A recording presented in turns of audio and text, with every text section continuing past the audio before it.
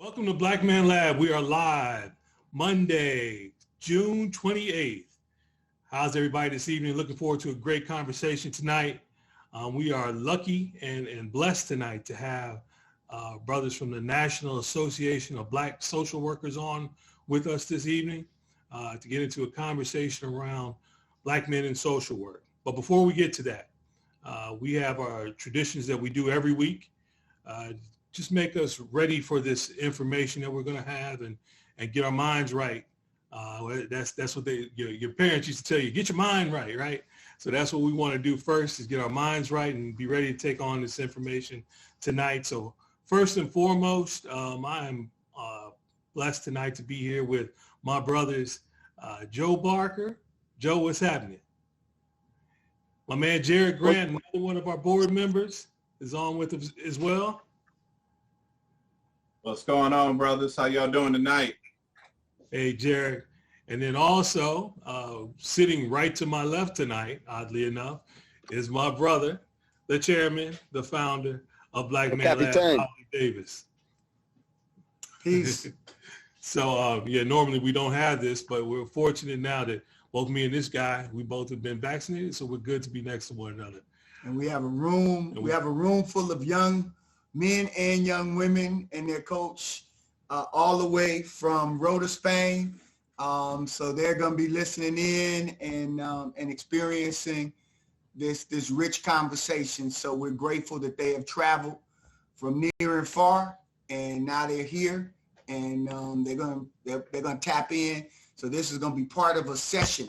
And just to give you all some historical context, it was a gathering like this about 16 years ago, where Ben Anderson, their coach, coached another high school boys team and brought them to Atlanta. We met at the Forever Family, Aided Children of Imprisoned Mothers. We had a conversation with those young men, a boys to men conversation. Out of that, we developed into Let Us Make Man. And so, you never know what a meeting like this could become. So 16 years later, Let Us Make Man has been in existence, and that was really the parent organization for Black Man Lab. So it was Ben Anderson saying, hey, I'm bringing some young people. Let's get them together. You bring some adult men and help talk to them about how they navigate to be socially conscious and responsible, and at the same time being professionally successful. And here we are. So I just want to acknowledge Ben's role in calling that together, and all the brothers. Derek Bozeman was a part of that. Kene Walker, a lot of our Derek Rice, a lot of our founders, Ricky Jones, were all a part of that meeting. So here we go again, y'all. So I'll leave it to Marty, and we're going to try to get you all up on a big screen TV in here so that you can see the young men, or they can see you, and then we'll turn it around. Y'all get a chance to see them as well. All right. And Alafia, my brother, good to see you, brother Olufemi. Good to see you. It's been a minute. All right. All right. So with that, each week we start the same way. We want to make sure that we're clear of mind and we are bringing in good thoughts and an open mind and getting rid of any negativity to take on this information that we're going to do tonight. So first and foremost, I'm going to have my brother Joe Barker just get us centered. Joe, can you do that for us? I can. Hopefully my internet holds up. I have my wife, also known as Mrs. Andretti, who is rushing me home and trying to get a better signal. So if I fade in and out, bear with us. But let's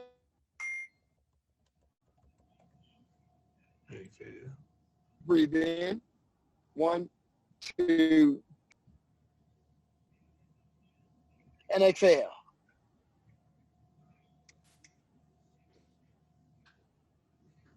And let's do that one more time. Breathe in. And exhale. And I know my internet is kind of bad right now, so we're going to turn it back over to you, Marty. You worked through it, brother. Thank you. Next up, I want to bring my brother Jared Grant on to call on the ancestors and bring them into this space, as we know that none of this work that we do could be done without those that came before us. So, Jared? Yes, sir. Thank you, Brother Marty. As you all know, our ancestors are so significant and important to us. We stand on the shoulders of our ancestors. We had ancestors that built the first and great civilizations in Africa, like Kemet, Ethiopia, and we say Ashe to them. We had those Nile Valley civilizations to the Niger, to the Congo civilizations. We give thanks to those civilizations as well. We say Ashe to that as well. We also had those who survived the Middle Passage and survived slavery, who survived colonialism. We want to thank those ancestors for simply surviving such a horrific ordeal. We give thanks to them. We give thanks to great individual ancestors. We're talking about fatherhood. You know, Hannibal had a father. Shaka had a father. You know, Heru had a father. And so we have great ancestors. Marcus Garvey had a father. We know what happened with Malcolm X's father. You know, all of these fathers who were significant, whether they lived or died before their sons grew to become the great men that they became, they were significant in their lives one way or another. And all of the brothers on here, you have an ancestral line as well. Think about them. We want to bring them into our hearts and minds. The 10,000 ancestors that it took to create you, and why you're on this earth and the purpose you're on this earth to do the work that you're doing. So let's think about them for about 3 seconds and place them in our hearts and minds.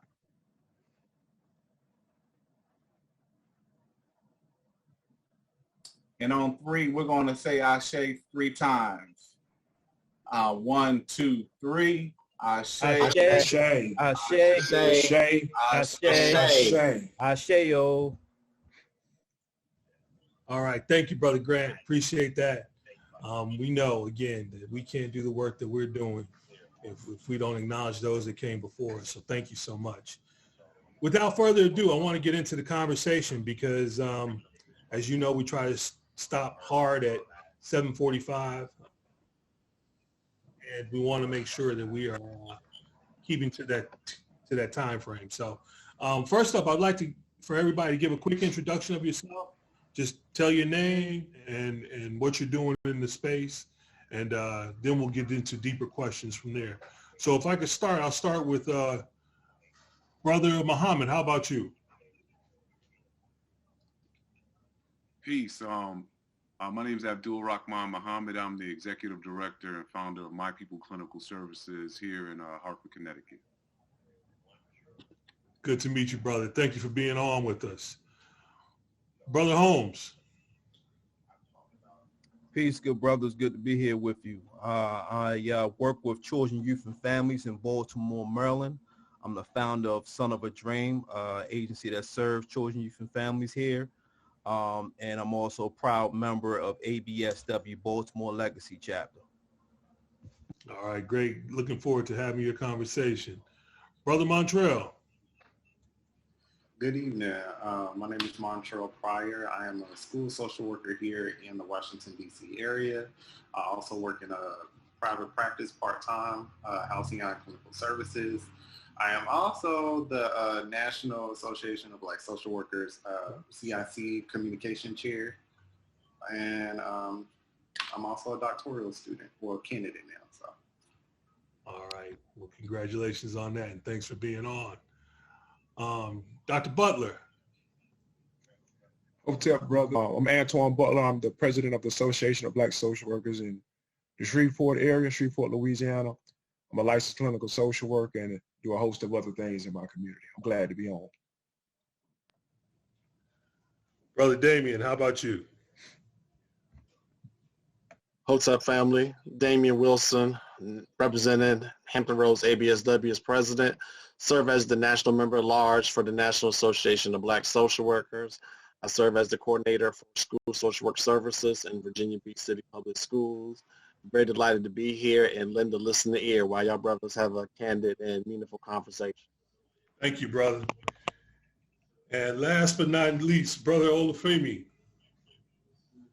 All right, hold up, everyone. Edison, Okomfo Olufemi Baraka Shepsu. I'm a school social worker in the Richmond Public School System in Richmond, Virginia. I'm the chair of the Education Committee of the mighty Richmond chapter. I'm the co-chair on the national level of the Pan-African Affairs Committee, and was recently installed as a sage on the African-centered Academy for NABSW. And I'm also a priest in the Akan tradition out of Ghana, West Africa, and is using a lot of ancestor work, as we saw earlier, to start the session up, as well as the whole historical paradigm to help restore our people back to their right minds. Medasa. That is a great intro, brother. Thank you so much. And without further ado, I want to just dive into the conversation around Black men in social work. And first and foremost, what I want to do is find out what got you all into the field of social work. So since I went with you last, Brother Olufemi, could you go ahead and start us off? Yeah, I'll be very brief.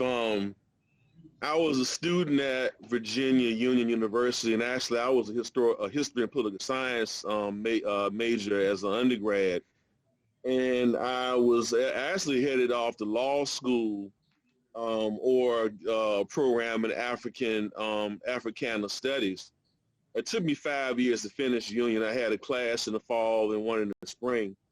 The spring of my 5th year, a good friend of mine was working on her MSW at the School of Social Work at VCU. And she asked me if I could get my fraternity brothers involved to come by to do a little community service project at one of the local agencies that's located in one of the housing projects less than 5 minutes from Union. Make a long story short, I went by myself because my brothers were tied up for a few weeks with other projects. There was a group of about 7, 8 young brothers, and it was dealing with male development. So I did a basic icebreaker. I went around and asked the young brothers to say who their names, where they wanted to be when they grew up. You know, of course, guys saying they want to be rappers, football players, so on and so forth. Got to the last cat, and he said that he wanted to get as many women pregnant as he possibly could. Wow. And I didn't know what to say. And another one of the little brothers in the group said, well, sir, he says a heart attack as he has one on the way right now. This little brother about 15 years of age. So that really shook me up, you know. So I said, wow, I need to be here in this space with these little brothers to show them what a real Black man is all about. And if I want to be in the field of play, then I need to go and get my MSW. And that's what I did. I went to the School of Social Work at VCU, and I have not turned back. And, you know, being a school social worker, I'm on the front lines, and I have access to these little brothers every day. So, you know, being a social worker has been a blessing. And that initial meeting with that little brothers was shocking, but allowed me to make a commitment to raising and rearing Black men, to teach them how to be husbands, fathers, warriors, and nation builders. Love that, man. Love that, and love that being a father, warrior, and nation builder. That's a big mantra for us as well, Black Men Labs. Love that, man. Thank you so much, brother. Brother Damion, how about yourself? What got you into the work? Well, I kind of follow a similar path, but with me, I grew up in Hampton, Virginia. I'm very close-knit community, pretty much the type of community where you did something on the first street. By the time you got home, you got reprimanded like 3 or 4 times before you get to your parents, and then your parents, you know, wail on you after your neighbors don't wail on you. Very close-knit community. We looked after one another. We held each other down. We had like many fathers in the community, my father included. So basically, you know, you pick yourself up by your bootstraps and, you know, we lift you up. So just a very close-knit community. What attracted me to social work, honestly, was just looking at, you know, who had what and who didn't have. Where I grew up was more so insulated, but if you walk pretty much no more than 2 minutes, your journey can change in a heartbeat. It was some housing projects there. It was just some pockets of poverty. It was just some pockets where, you had a lot of things going on that could surely change your journey.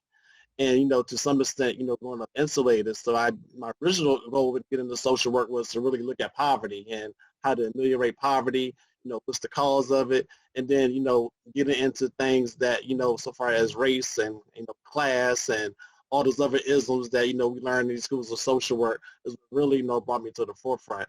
So like Brother Olufemi, I thought that one of the things that I could do to really impact the lives of particularly, Black men in particular was working in the school system. So I did go to Norfolk State University, HBCU. Went there, got my foundation right there at Norfolk State. Then I also did matriculate to Virginia Commonwealth University. And there, I did get my certificate in school social work. Went into Virginia Beach City Public Schools, which is way different than Richmond Public Schools. Virginia Beach is a more conservative city. A lot of the ideology is very, very, very different than from a Richmond, a Newport News, a Hampton. And I'm looking at Brother Muhammad on here, probably definitely a Hartford and Philly in the other city. So very much a way, way different foundation. So you kind of had to move different.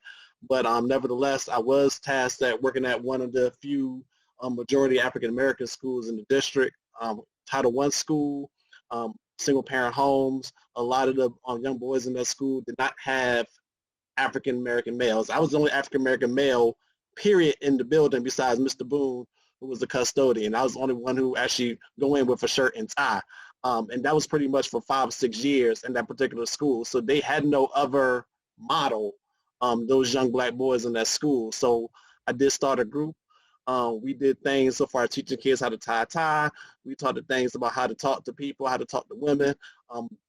We had these candid conversations such as we're having now. And just to wrap it up, one of the young men I remember, we were talking about how do you treat a woman. And this young gentleman who was at 4th grade at the time says, you talk to women by beating them. So we said, where'd you learn that from? He said, my granddaddy. That's how you talk to women, that you beat them. So just to try to, change that young man's trajectory into something different so then he can have a productive life is what I initially got into social work for, along with, trying to ameliorate, tenets of poverty. So that's pretty much been my journey in social work, civil rights, also with my parents and that foundation and that very same community that raised me is what, brings me to the table just as a social worker and as an activist and as a change agent. Man, that's strong though. The young fella, his point of view, and there's so many of our young people out there that have, for lack of a better term, a distorted point of view on what life is supposed to look like. And unless there's some folks like yourselves that are there in the picture, it's going to be very hard for them to see what a good role model, a good look looks like. So that's great on your part. Thank you for doing that work, brother. Dr. Butler, how about yourself? What got you into it? Yes, sir. I'm originally from Tampa, Florida, and my background was a little rough. I actually grew up homeless most of my childhood. Both of my parents were heroin addicts. I lived on the streets most of my life as a kid. Slept on park benches. I actually slept on a park bench about 400 feet from my biological father, who didn't want me, and sold drugs with my biological mother. Dropped out of school in middle school, and then got involved in the foster care system.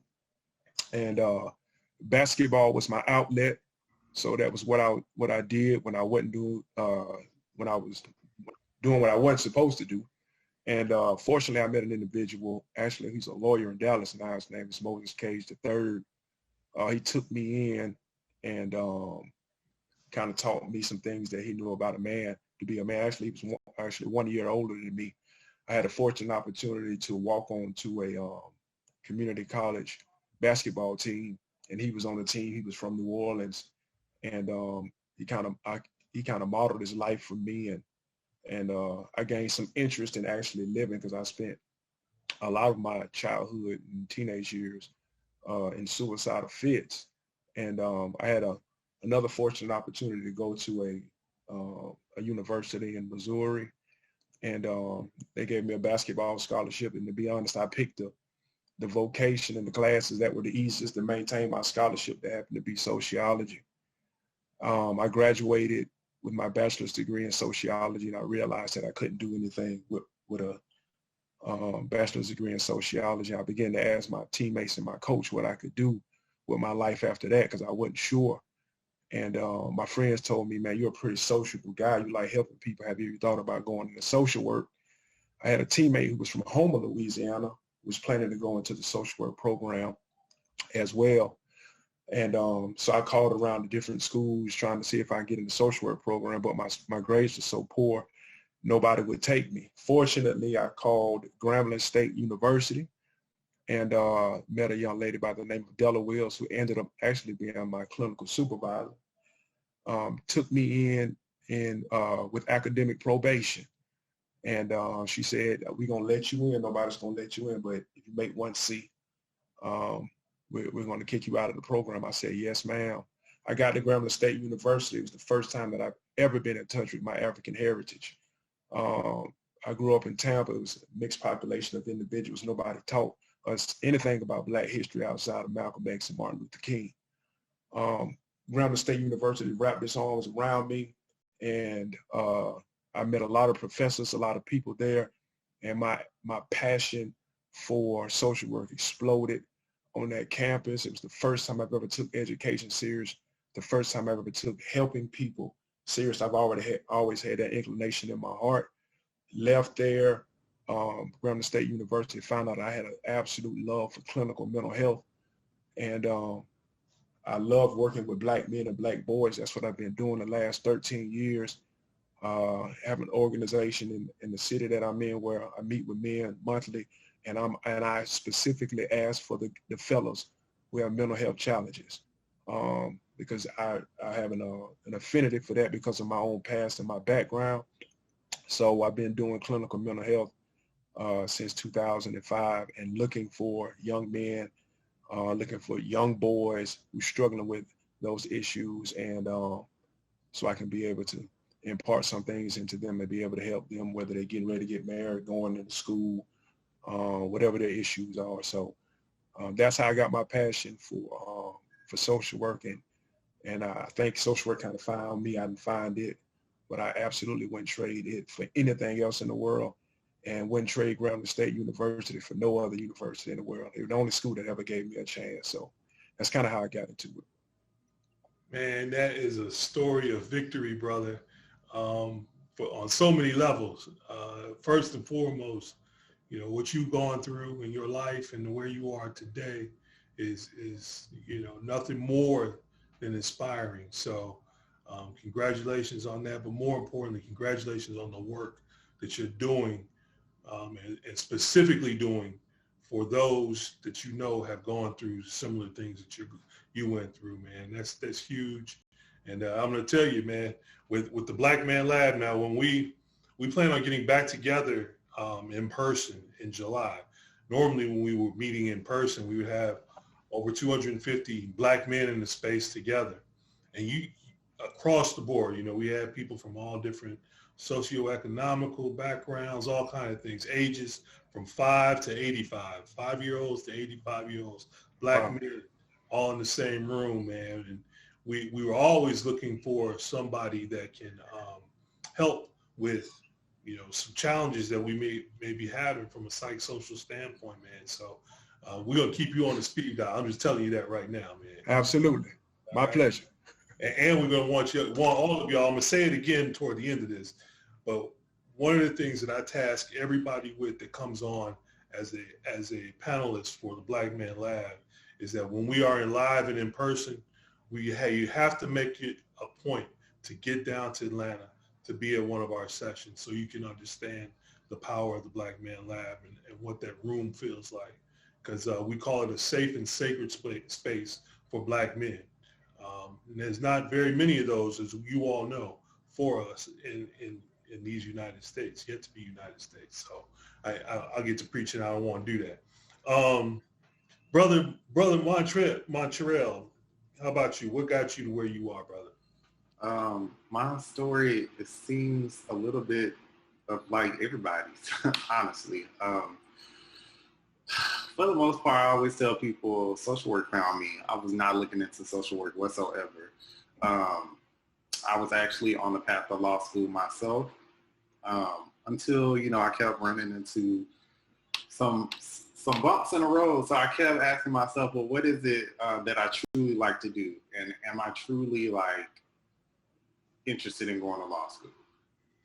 Well, needless to say, I took a social work class because I had always had, a social worker growing up for the most part in and out of my life at certain points when I started to get older, because both my parents ended up falling into addiction as well. And so found myself throughout high school being tossed to and fro from other family members, and then also trying to deal with the trauma of that. I didn't know how to process it. So I found myself oftentimes getting kicked out of the house because I was lashing out, when really I was angry at the fact that my parents, who were once there, were not there anymore, especially during that pivotal time of my life. So needless to say, I knew what a social worker was. And going into college, first generation, I had no clue what I was getting myself into. All I knew was that I was being rebellious at home, and I did not want to attend Tennessee State University, which was a major, major, major upset. Now that I look back on it, I probably should have went to HBC, but I didn't. But I ended up getting into college, and I took a variety of classes, didn't know what I wanted to do. My first semester of college, I failed. I got a second opportunity the second time once I kind of realized, like, hey, like, it's either this or you go back home to nothing. And so, again, I always had social work in the back of my mind, and I just took a class and fell in love with it. Right after graduating with my BSW, I got into foster care social work, rural foster care social work. I attended Western Kentucky University in Bowling Green, Kentucky. The city is only known for creating the Corvette. And so, I was very much into rural social work at the time. And it pretty much burnt me out. I did it for almost 2 years. And so I tried to figure out in between time, because at the time I had aspirations of going to law school. That didn't work out. So I was like, well, you know what? Let me go ahead and see if I can get my MSW. I know I can complete the advanced standing program.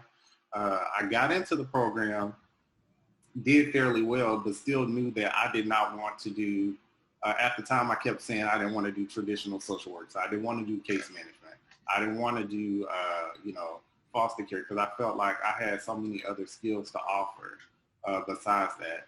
And so I ended up taking a break for social work for a while, up until this year, actually.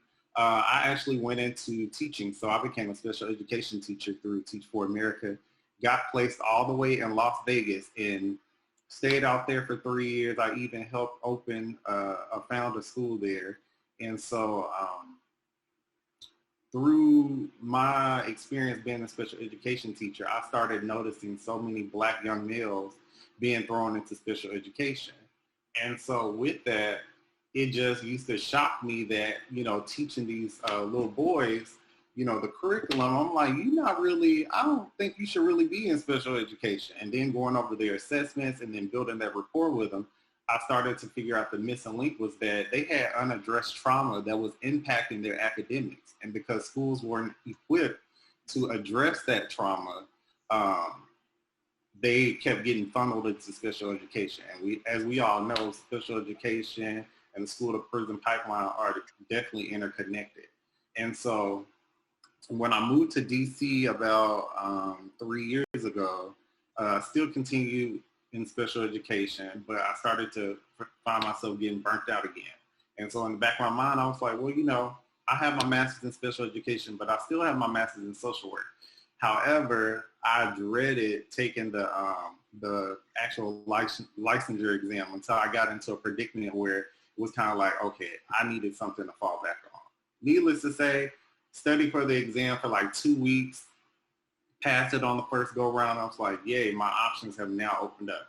So I ended up staying at the same school that I moved to DC to teach at, and became one of the only few social workers I know in DC that's dually certified as a special education teacher and a clinician. And so through my experience, even within my doctoral program, my research and everything has kind of been intertwined in helping young Black boys, for the most part, who are experiencing trauma, but when they get to school, which for the most part, school is the only safe place that a lot of them have. However, because of the requirements in school and coupled with the trauma that they're already experiencing, it makes it hard for them to really focus on the curriculum at hand. And so what you find is that students are starting, well, Black boys for the most part, are starting to fall behind in school because nobody is really doing the work that's needed to address their social and emotional health and their mental health.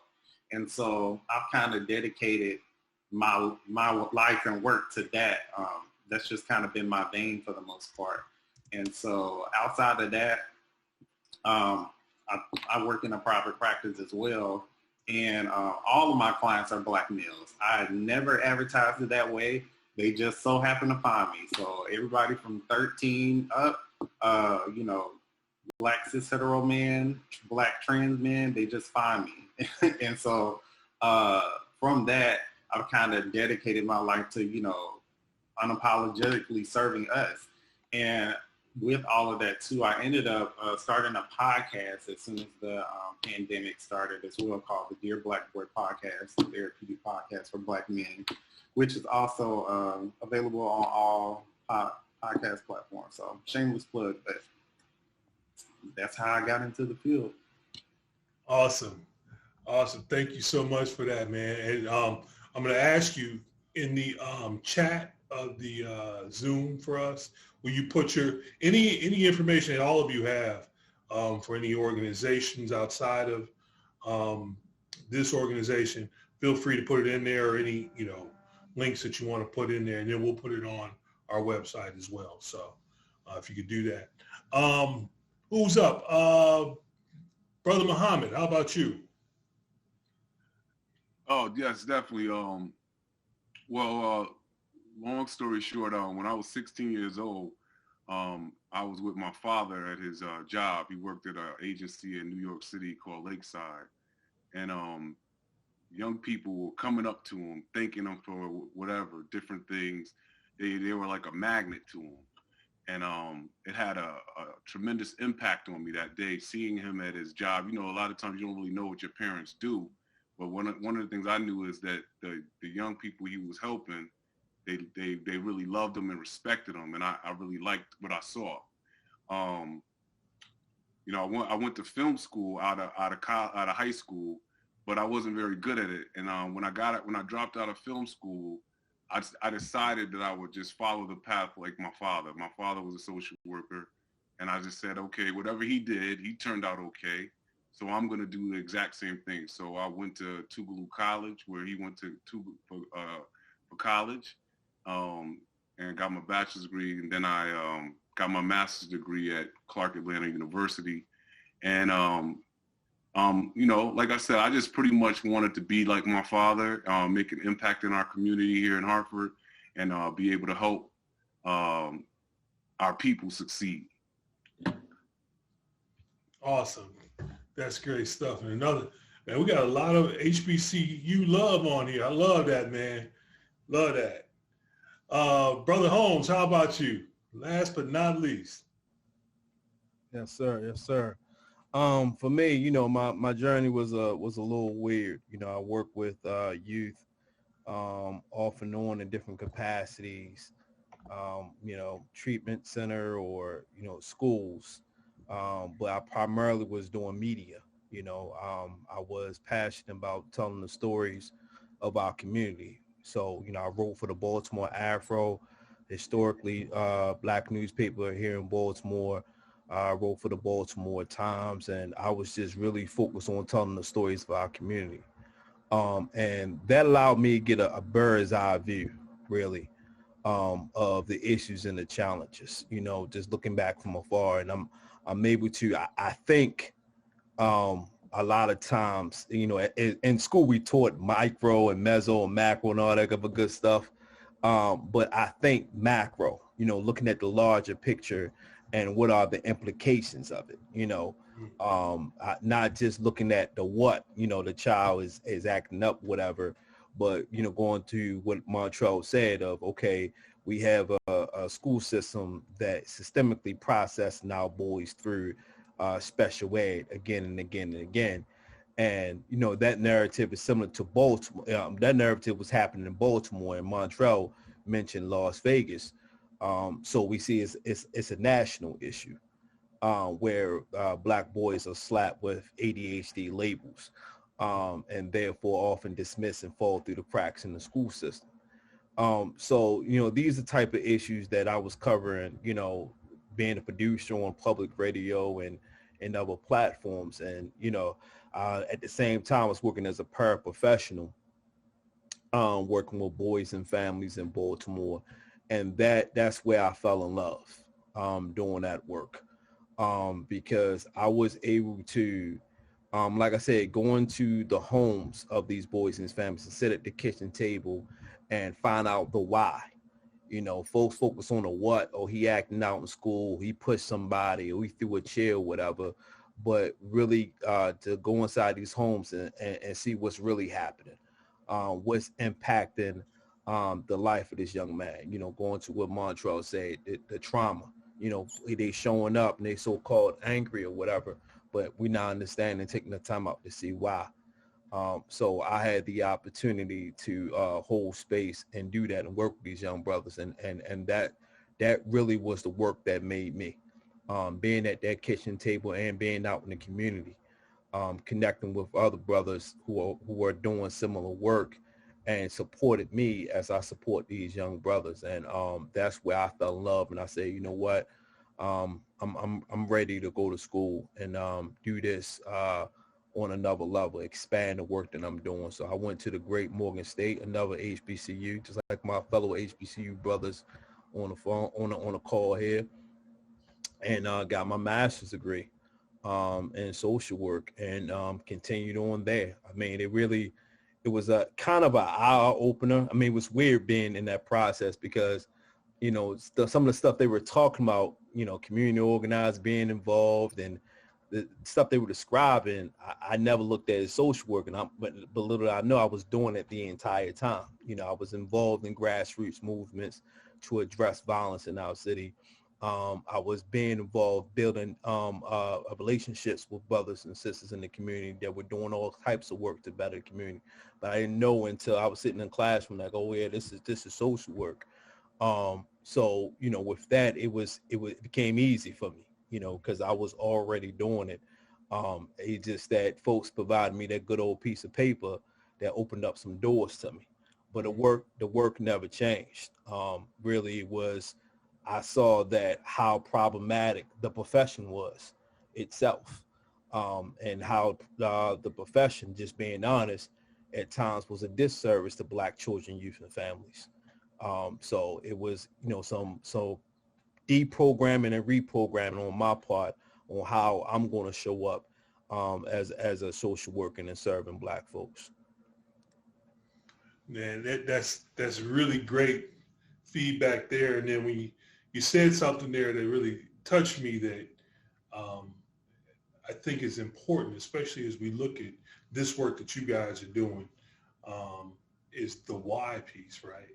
In that you all, having had the experiences that you all have had as Black men, would look at the why a little bit differently than other folks, right? Why you'd be a little bit more concerned with, why a young man behaves the way that he does, and dig a little deeper than somebody just putting a label on them and saying, oh, this is what he is because this is what all of them are, and then moving on, right? And I think that's phenomenal work, and I'm sure that's what all of you all are doing. So I'll dig deeper into that as well. But Joe, I think you had a question. Yeah, I did, man. First and foremost, brothers, thank you for being with us tonight. Sorry about my technical difficulties getting in. I was just getting off the road, but I heard the vast majority of your introductions. And as we talked offline before even this evening, you guys are amazing. You brothers are amazing. And thank you.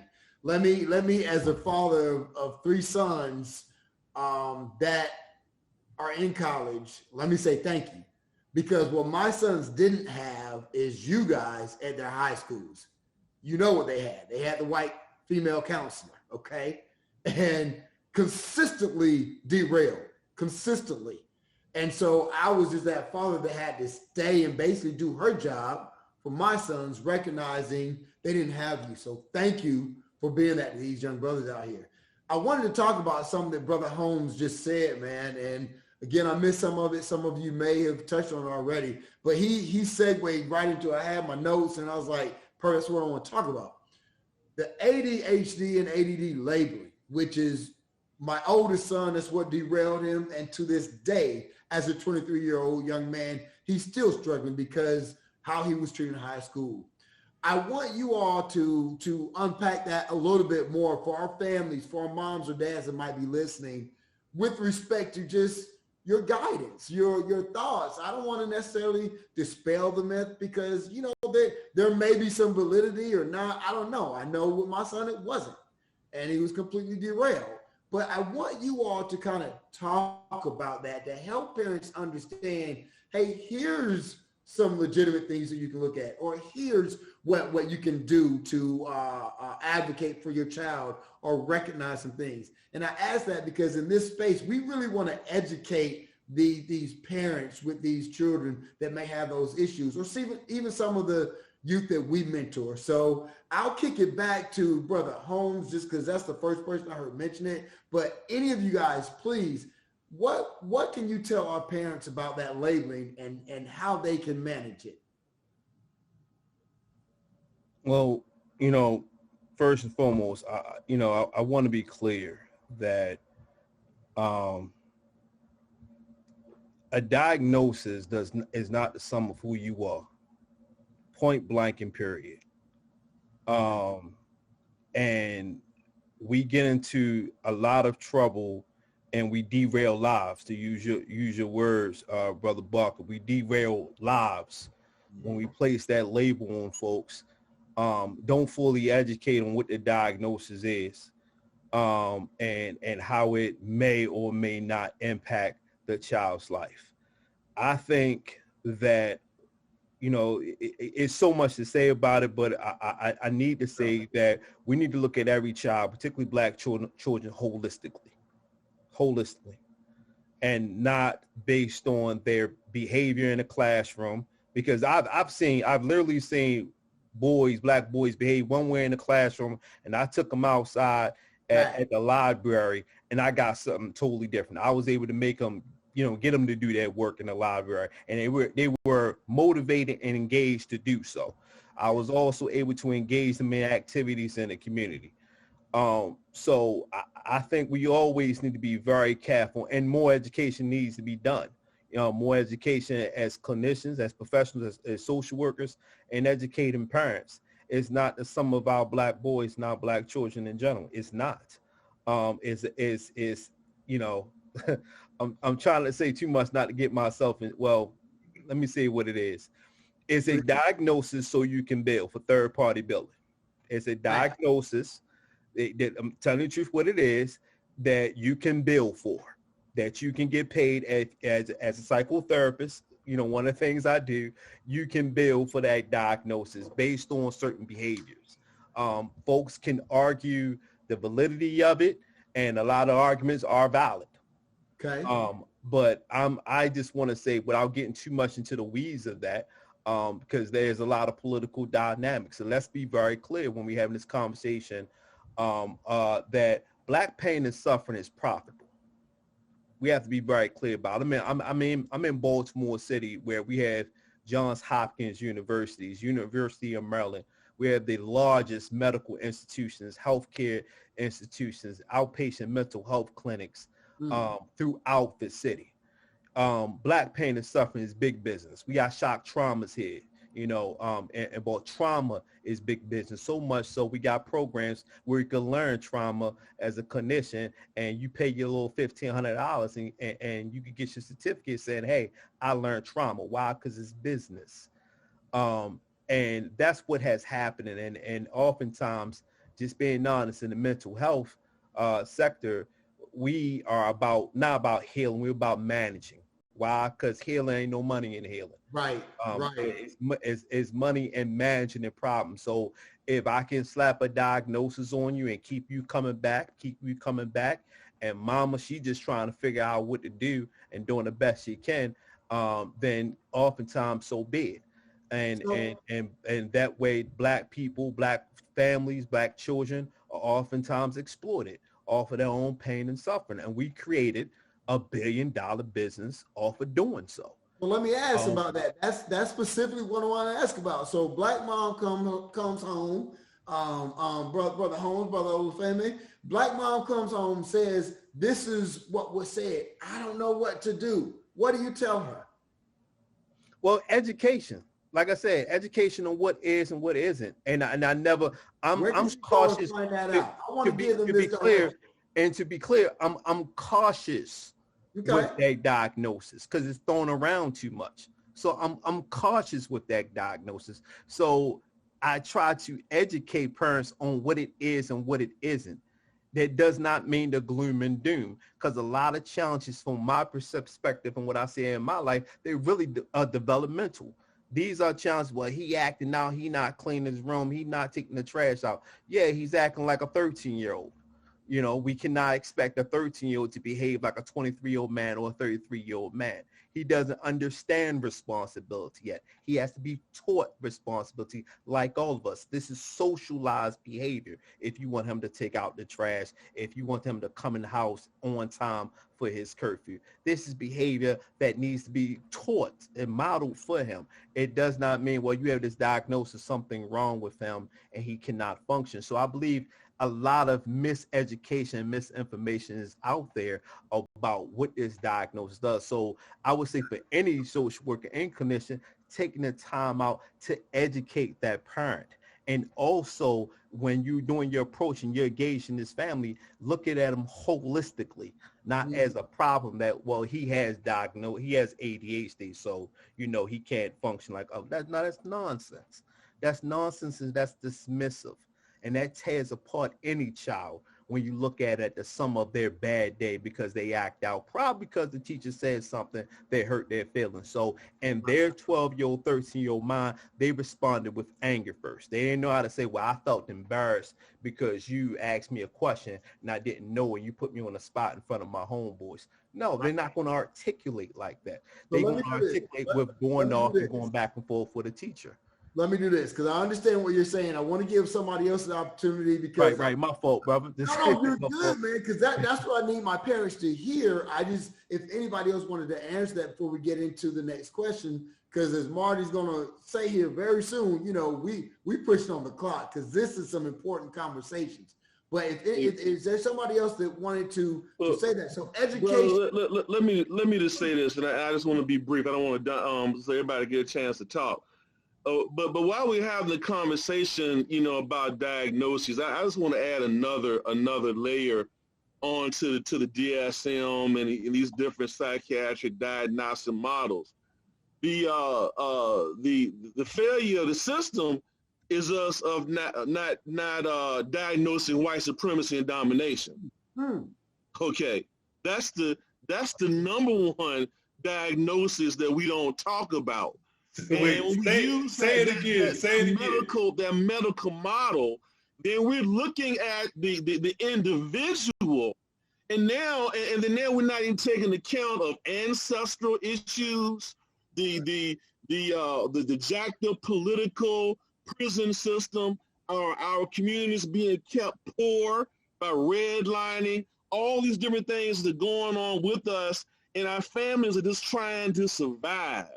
The crack cocaine epidemic back in the 80s, which is we haven't really come up with the solution of dealing with those traumas from the crack cocaine piece, the intergenerational wounds from enslavement So our people are dealing with a whole host of issues. And when we're talking to our families, we're talking to our children, we got to be able to now start allowing them to be able to look at our history and all the different chapters that we've had to deal with to figure out why we're thinking how we're thinking. Okay, but how does a black man process under oppression? We're looking at the black man and behavior under white supremacy and domination. Okay, the microaggressions, the macroaggressions, the mesoaggressions that happen to us daily here in America, as well as throughout the entire diaspora. And until we are having these conversations, then we're going to continue to blame ourselves or look at that particular child or that adult that's having the issue. No, we got to look at the system. The system, we can't blame our people for anything they do under the 400-some plus years of oppression. I completely agree. Completely. So I think what I hear you brothers saying, which is so powerful, is the education. Regardless of whether we're learning about what the diagnosis means or the systemic oppression of what the racist creation that the system's doing exactly what it was created to do. We know that. And so I think education is what I want my moms and dads that are listening to listen to. We're going to make sure we put your information out there, because this is a panel I would want them calling. You're the brothers I would want them to call. You're the guys I would have wanted my baby mama to call y'all instead of the white counselor at the school to tell us what needs to happen. You know, that's what we need. Switching over to my next question, speaking of the white counselors, you know, I see a strong organization of black social workers here and male black social workers, even more importantly. How do we combat, though, in education, which when I went into it, I was overwhelmed to see the 85% white female presence in education that are impacting our young men, our young black men. They don't know how to teach our sons. They don't know what to do with them. You, Brother Holmes, you took a young man outside immediately, were in space with him where he's listening, he's engaging, and so forth. So I'm gonna flip over to Brother Damion and Brother Butler and Brother Montrell and Brother Muhammad. How do we combat that as well? Do we get more social workers? Do we get in this space where they are so that we can help counter what they're doing? What do we do? And I think that. Go ahead, Brother Pryor. I give it to you. So, I mean, I come from, of course, being a former teacher and social worker, so I completely understand this question. Back to what Brother Olufemi was saying, it's a system. It's a system thing. And so it's hard to recruit black male teachers. It's hard to recruit black male social workers and counselors because the system, for one, doesn't want to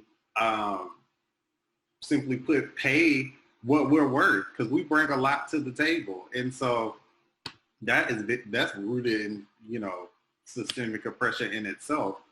And then part of it is too, the profession, any profession within education, I feel like is not marketed for us. It's always like white women are always the face of counseling. They're always the face of education. And so until we could change the language and change the face, we're always going to find ourselves having difficulty recruiting us within those professions. I'm currently at a school right now, and I'm the only black male social worker we've ever had. And so, of course, I get all the black boys. Of course, they ask me to go beyond, you know, what I'm expected to do, because I'm one of the very few that's there that, you know, can provide the support that's needed. I think a huge part of it is the educational piece of it. And so what that looks like is, unfortunately, us having to do some of the hard work and provide that diversity and equity training, which, you know, I'll be honest, I have my personal opinions about that, but if we don't do it, who else will? And so after providing that training, we also have to establish a system or establish some type of program where there is accountability in play. Too many times what happens is we have these trainings, but nobody is holding the people who receive the training accountable. So what happens is we find ourselves every year back at square one, having to retrain and unlearn and retrain, where we also don't hold the people accountable for the training that they receive and putting it into practice. And so what happens is we have this vicious cycle of just same old, same old, same old. And so until, really there's accountability, and until that system folds, we're going to always find ourselves in that vicious cycle. Fair enough. Brother Damion, I see you saying something. Yeah. I would echo that. Brother Pryor stated a lot of things I would wanted to say, but that key word is equity. That's been thrown around so much in schools of education and educational systems, but what does that actually mean? And I think when we're talking about education and how do we recruit, retain more African Americans, period, particularly Black males in education and social work, you have to really look at it for this foundation. When I look at these schools of education, schools of social work, what are we teaching? Are we teaching cultural-based competencies? Are we teaching the developmental psychology of the Black child by Dr. Amos Wilson? Are we teaching the awakening of Black genius by Dr. Amos Wilson? Are we teaching the destruction of African civilization by Dr. Chancellor Williams? Are we teaching those books? Are we getting that foundation? If we're not getting that foundation and that cultural competency, then how can you teach? And it's just not black and white, brothers. You have people that look like us in the same skin that do not have a cultural foundation, a culture-based competency, and are teaching our kids, but really are miseducating them. And they're miseducating them. They're taking them to the back door. They're setting them up. Bottom line, they're setting them up. Bottom line, and we have to change that. We have to invest in these schools. First of all, let's take it to our HBCUs. Back with my mother and her mother before that, to be a teacher, that was the most honorable thing that you could do. That was more honorable than being a lawyer, being a doctor. That was like, it was like being a grid. I mean, pretty much. But now over time it's become devalued. People complain about the pay. And I know from just a personal standpoint, a lot of, my friends, they didn't want to go into social work. They were more geared toward working, the vocational, getting that money right then and there. I mean, I live in Hampton Roads area. I know some of y'all familiar with the shipyards. The shipyards ain't never going to die here. You can go work at the shipyard, make $30 an hour, coming out of high school, and be all right.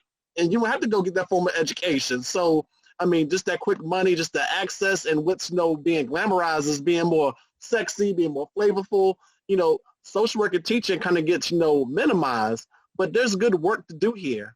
And I think it's just about marketing, promoting it. And we're talking about, traditions of values and sacrifice. And, I think, Brother Mike Gwynn, he's not on this, but he did a quote, I think it's by Shirley Chisholm, that, service is the rent that we pay for our service to live on this earth. And, I look at it from just that aspect. So it's just about going to these schools of social work, these schools of education, and broadening the scope when it comes to just cultural identity and just that cultural-based capacity that's needed. Because when you are teaching these children, when you are working with these children, you got to have a sense and understanding of the foundation they come from.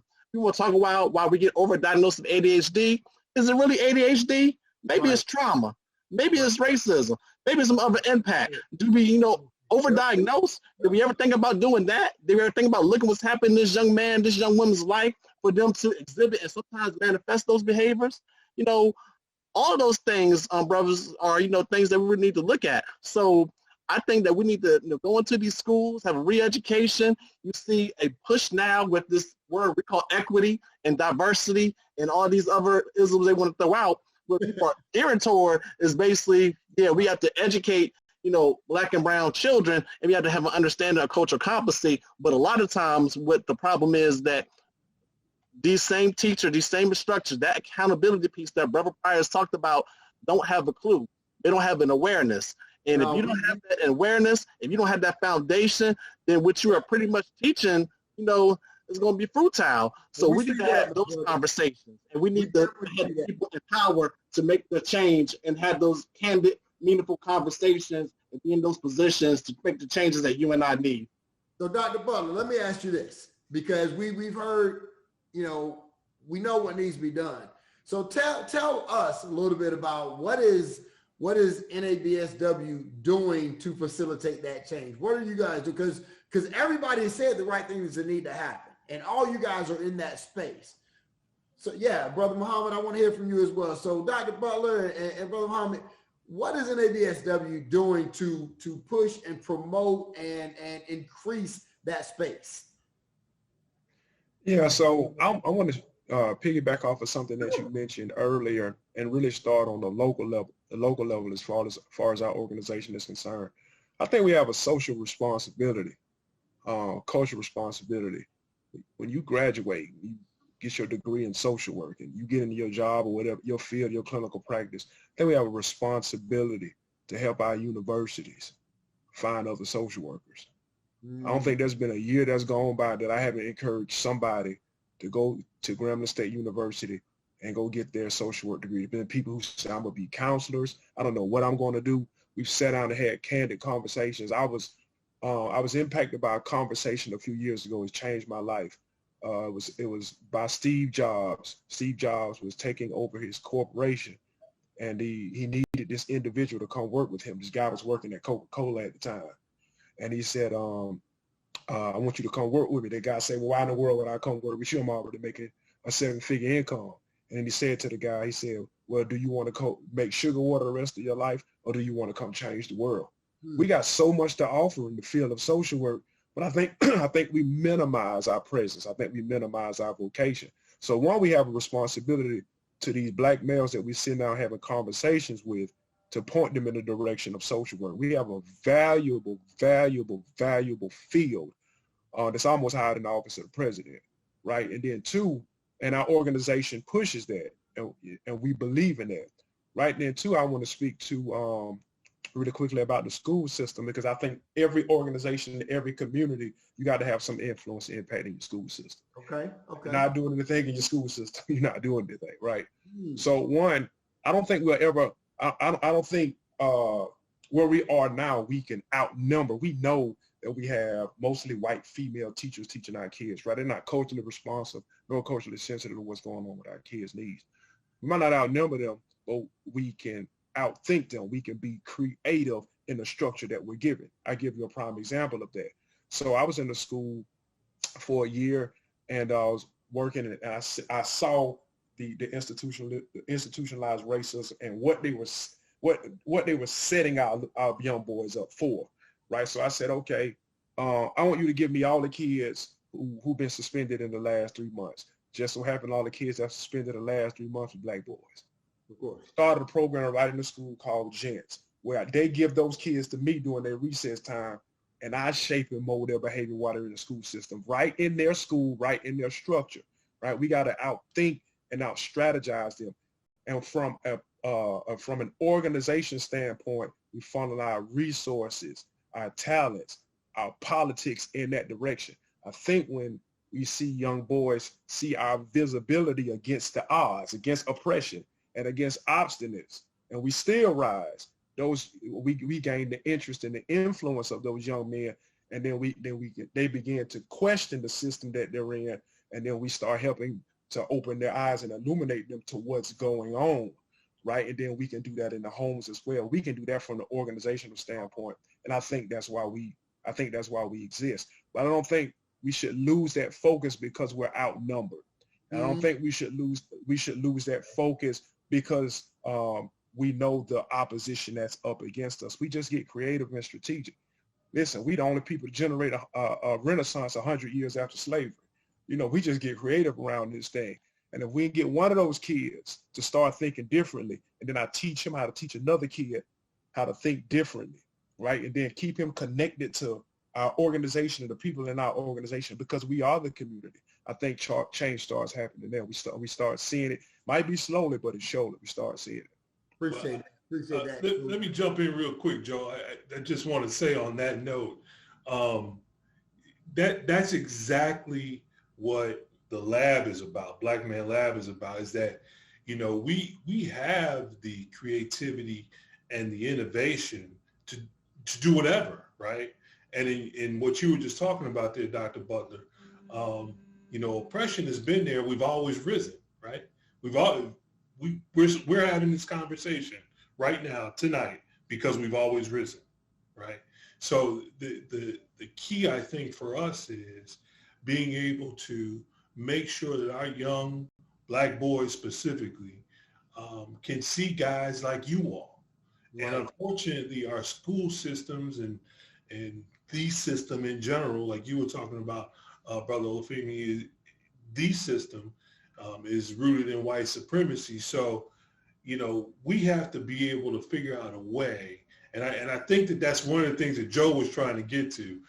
What's the way that we figure out to coalesce our resources better so that our young black boys and girls see us in a different light as it relates to social work and being socially conscious? Because at the end of the day, that's really what this boils down to, is being socially conscious, right? Mm-hmm. So what do you all think is the way that we do that? What do you think, Brother Olufemi? I'll start with you. What do you think? Yeah, I think the biggest thing is looking at inside of your school settings is just being your authentic self, as a Black man, and which means that you have to come out of that so-called title of a social worker, and you may have to be a father to some, you may have to be a cousin to some, an uncle to some, and just be that brother that's there just to listen to them, because these kids are just dealing with so much stuff. And as Montrell and everybody else was saying, the training of the teachers is steeped in a different pedagogy that's not going to allow them to be authentic, or they're authentic. Them being authentic is being system-wise. So each brother here, from what I'm hearing, is putting their authentic self out there in their various communities, and then we're able to get one brother one at a time, build them up, and then what happens, and all the brothers on here can tell you, once the brothers inside this setting see that you care about them, I don't care if they're the toughest thug, in the so-called building or whatever else, they're going to break bread with you. Mm-hmm. That's just the bottom line when they see you. And children are a good judge of character. They can judge character sometimes a little bit better than adults can. They know if you're real or if you fake, And when we're in that situation, it's our obligation as men to be there unconditionally for those young brothers. And when we set that example inside the school division, with inside of our local chapters, and we're pushing that type of program forth in our various localities, then we go one by one, as Dr. Butler was saying, one by one. And the last thing, sometimes it's good to start off with small numbers, okay? There's nothing wrong with being small. But then 3, 4 years later, 5 years later, 7 years later, you start to see this thing starting to grow exponentially. So that's what it's all about, relationship building and being there unconditionally for those little brothers. And as a matter of fact, the last thing I'll say, I don't even use the word client. I threw that out the door a long time ago. That's my family. Mm. That's my little brother, my little sister. Mm. Can I add something real quick? Real quick. That concept, Brother Olufemi, that concept is like takes a village to raise a child. That's like the concept that's the type of community I grew up in. That's the type of community where you have many fathers. And I think, when we're going to these schools, having just one of us in that school can change the trajectory of many of these young men. And just to make it a broader concept, in Norfolk, Virginia, at a Bowling Park Elementary School, this was almost 30, 40 years ago. This is basically a principal, Dr. Herman Clark. He's retired now. He was a principal. He used a Comer model based off of James P. Comer, African-American psychiatrist out of Yale. Basically used a Comer model when he used the education at Bowling Park Elementary School, 100% Title I, highly impoverished school in the housing project. And he used that Comer model, and he changed that school around, that they had the highest test scores in the city. They had the highest test scores in the city, higher than the elite schools in Norfolk. So much that the superintendent at the time didn't believe that these poor black kids could outscore them white kids, that he made them take the test again, and they ended up scoring higher in the test the second time than they did the first time. That is community change. Better use the Coma model. And because he did that, his reward is that they moved him out of the school and into a higher position, but the school went back to its old strategy ways. They had that community. Wow. He was using that model. He had the parents involved, that parent participation, because you know what they say about black parents. They don't have no strong work orientation. They don't have no strong academic achievement orientation. And that model that he used was actually utilized to involve the parents and engage the parent. And that school, for a 3-4 year period, had the highest test scores in the city. And when they took him out of the school, it went back and reverted back to some of the same habits. So that's just an example of, as a village, raising a child, as men, you know, taking on their responsibility, and even as a community going through and rearing not only our black boys, but our black sisters too. And Brother Damion, what you're saying there speaks to, you know, when we have the opportunity, when we put the environment around our young folks and give them the tools, their ability to flourish and thrive always comes through. But then the other piece of that is that a gentleman put that program in place, and then what happened? They moved him. They promoted him. Right. There you go. Promoted him. Right. There you go. It's so funny how some of these things happen in all different aspects of life as they relate to us. You know, not just, we talking about social work tonight, but we can talk about corporate America, different stuff in education. Those kind of things happen all the time. So thank you for sharing that. Brother Muhammad, did you have something that you wanted to add to it? Yeah, you know, I just thought I would say one thing is that, you know, a lot of the brothers were talking about the school system. A lot of the work that we do is out in the community, you know, and I think that in response to your question, I'm a believer in action. So I'm not much, you know, even tonight, I don't necessarily believe that I have to do a lot of talking. Sometimes it's just about doing. And so, you know, what we try to do out here is, you know, if we come up with a concept that we can bring brothers together, bring fathers. I do a lot of work with the men and fathers in our community. And a lot of times they don't even know that I'm doing my social work on them. They think they're just being a part of something. You know, people want to be a part of something positive all the time. And so I'll just tap brothers in our community and we'll do a number of things. And I'm a believer that, you know, sometimes you got to show people instead of tell them. And so you allow the men to do it themselves. And before you know it, we make the change because people want to be a part of the thing that we're showing them. And so I'll just leave it at that. Brilliant. Respect. Yeah, great stuff. Brother Holmes, you threw something in the chat there. Talk on that a little bit. No, I just want to lift up that in our code of ethics, it says that we are to create our own institutions. We gotta be very clear, and I believe everyone on this conversation is we have to create our own. We cannot expect these institutions to raise critical consciousness with our own children. That's why in the work I'm doing in Baltimore, I as well, I partner up with another brother. We create Reflection of Kings, media youth program for black boys, where we teach black boys how to use their voice using podcasts and video. And we talk about the issues that's impacting them in the context of their community, and we engage them with other black men, making a positive impact in their community.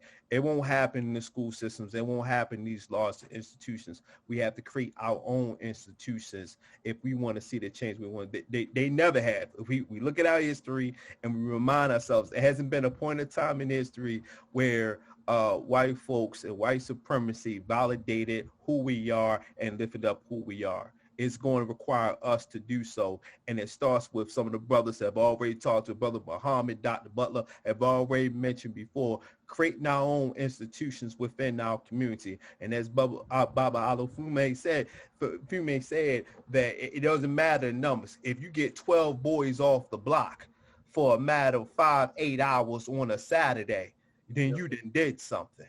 And you got to figure out, okay, cool. If I did this for a straight year, I got to figure out how to get 5, 7, 8 more next year.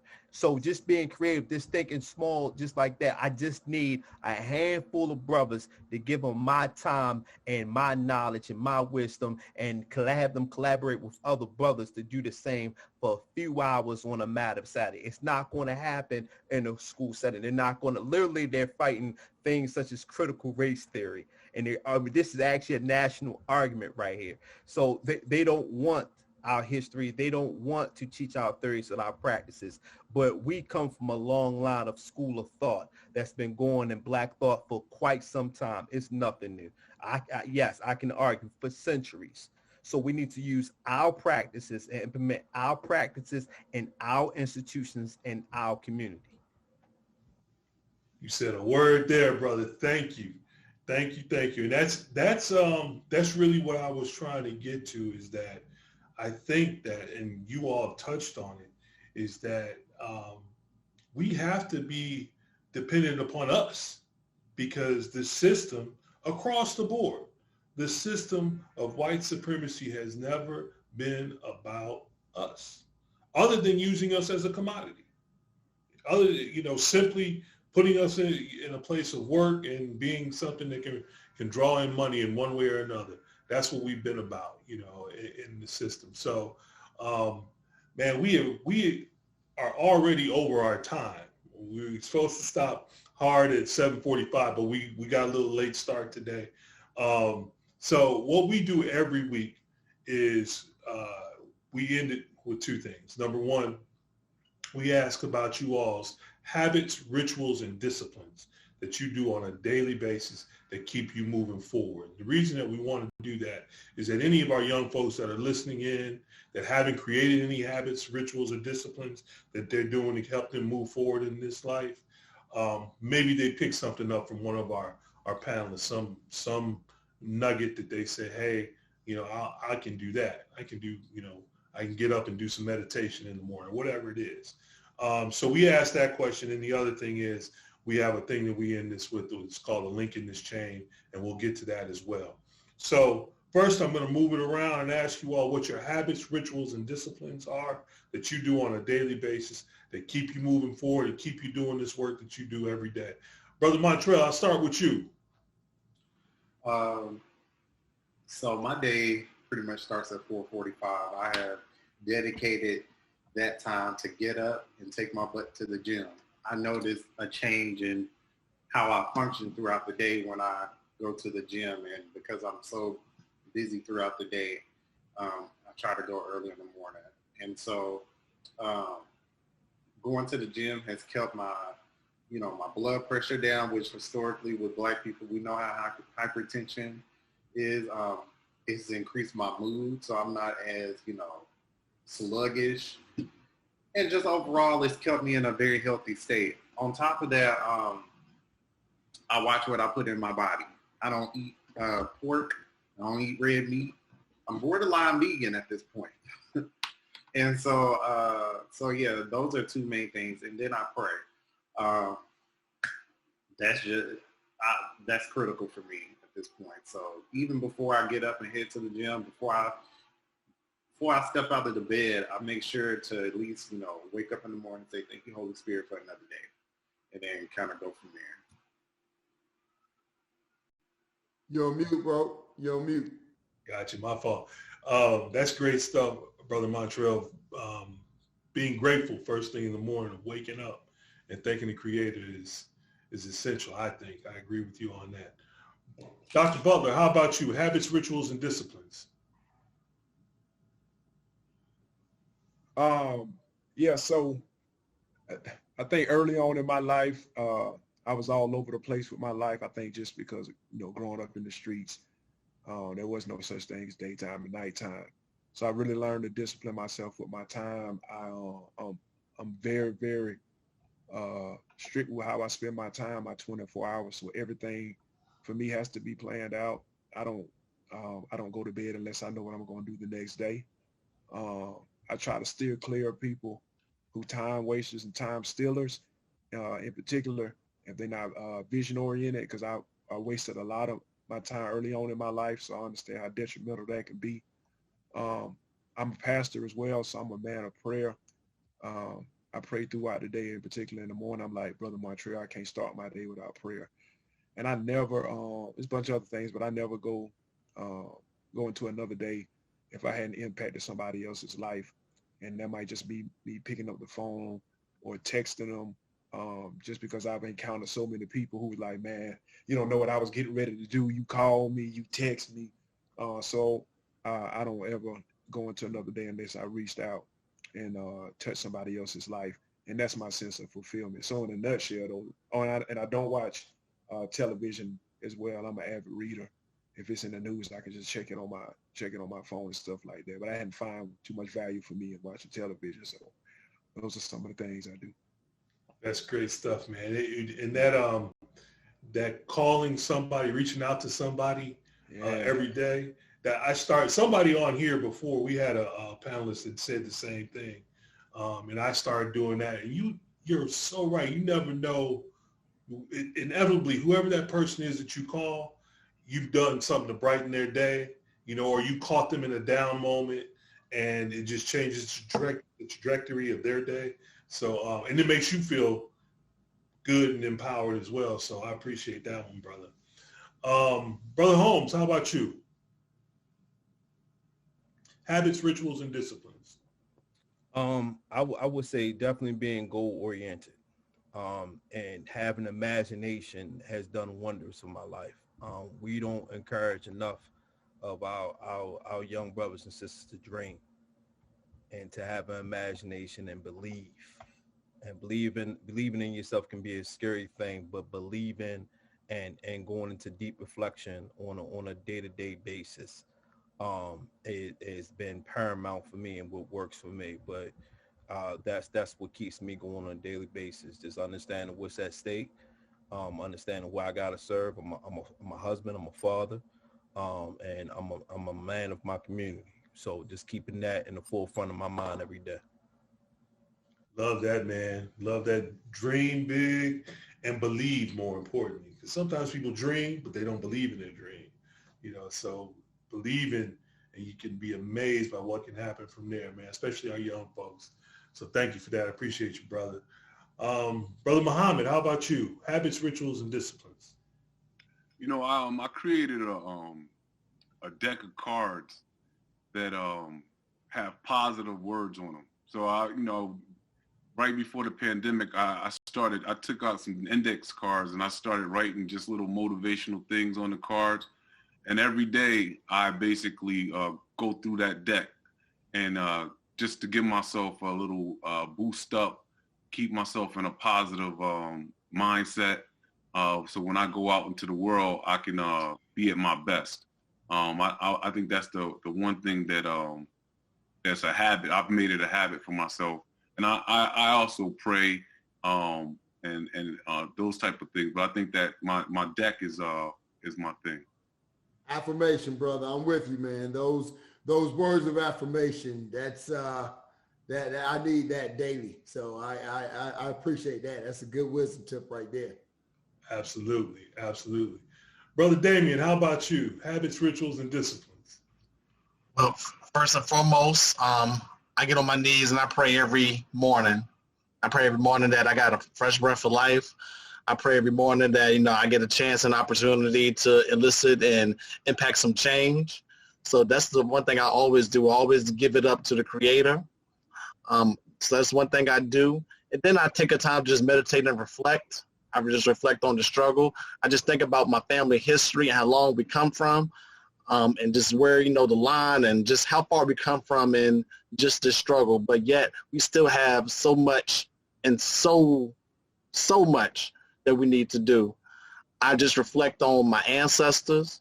I reflect on my grandfather. I reflect on my great uncle, who was the first person I seen sign his name with an X, couldn't read and write, which I thought at 6 or 7 years old was crazy, because you just don't visualize that now. But this is how, we're not that far removed from that. So I just think about that and how far that we come, but yet we still have a ways to go. We have a ways to go in our community.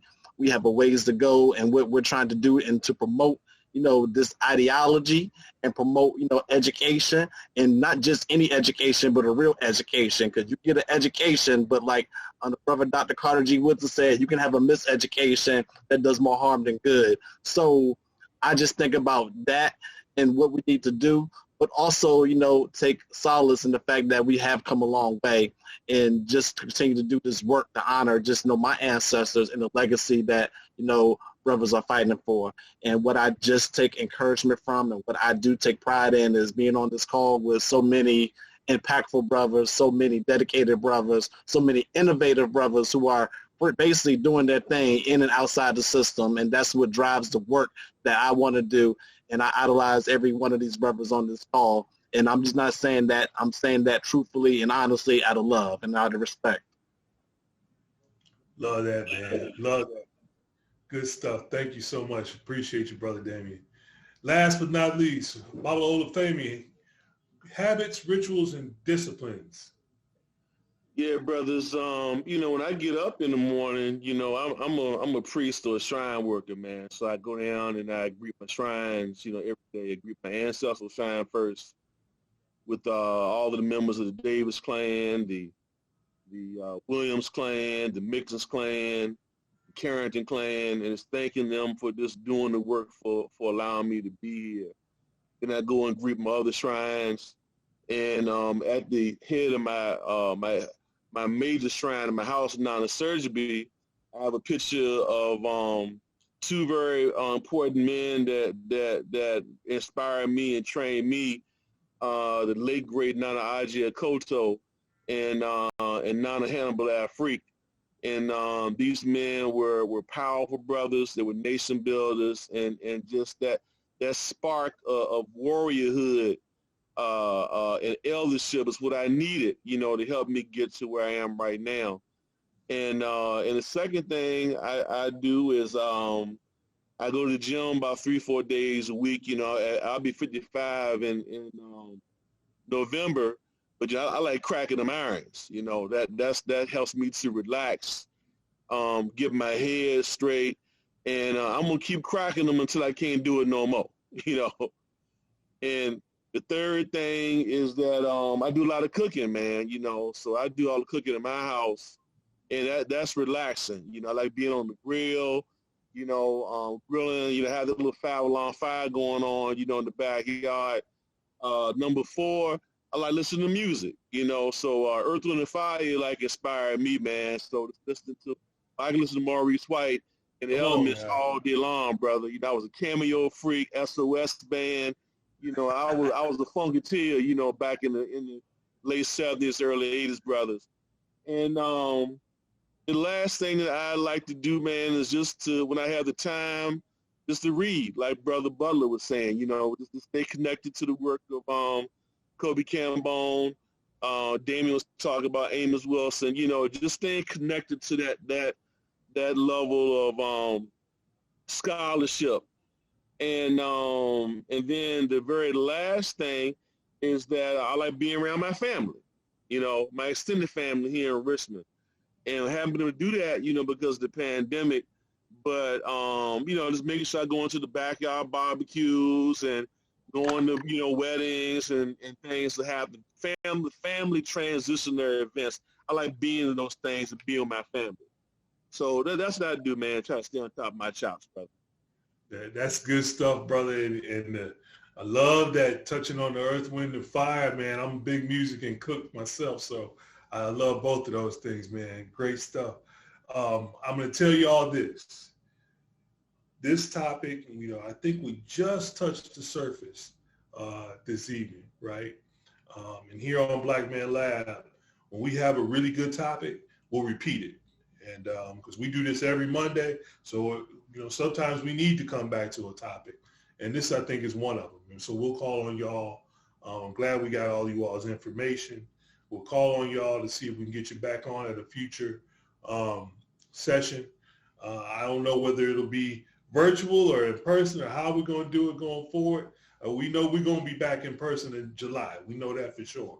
So we want to have you all in the space in some form or fashion again to talk about this topic because it's that important. One of the things that we do every week to end out these sessions is there was with the organization of NCOBRA, there's a Queen Mother Njeri El-Ghani, and she would end every session with what she would call a link in this chain, where everybody would link their arms up together and say, I'm a link in this chain.